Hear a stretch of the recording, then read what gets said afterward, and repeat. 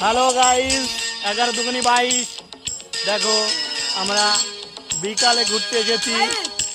আমাদের একটা ইউটিউবার আছে, আপনারা দেখতে চান? ওই দেখুন আমরা বিকালে ঘুরতে এসেছি আর এই তো হাঁটছি এইখানে দেখুন। আমরা বাংলাদেশের ধারেই আছি।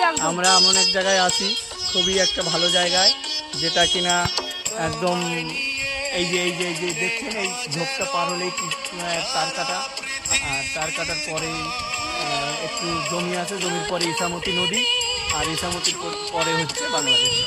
আর হাতে গোনা কয়েক